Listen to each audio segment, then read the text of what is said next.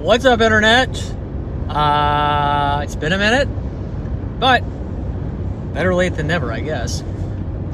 Life gets busy. I had a question about student housing and college campuses, and how a university town, maybe that could conceivably drive a housing shortage. I think the person who was asking about this was specifically referencing like Athens, so UGA.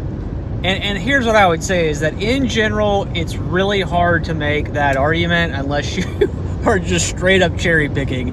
And cherry picking to me is as good as lying because it obviously lacks context. So the reason I say that is because student housing, something like that, it falls into a category of what's called the group quarters population, which nationally that's like, we'll call it give or take 2.5-ish% of the entire pie, and so therefore student housing, that population is even smaller.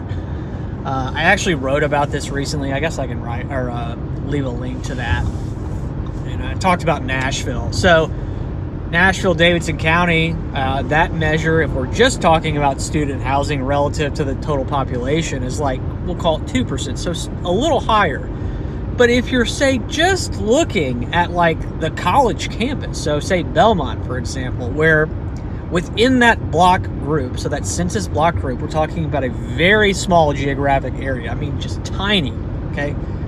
A few thousand people at most. I don't even think it's that much off the top of my head. But, right, I mean, there's over 700,000 people in Davidson County, and they want you to look at that tiny piece of the pie. Now, you have to also factor in that there are people enrolled in school that do not fall into student housing, right? I mean, that would be somebody who is maybe living at home still with their parents, as a cookie cutter example, or maybe they're renting somewhere.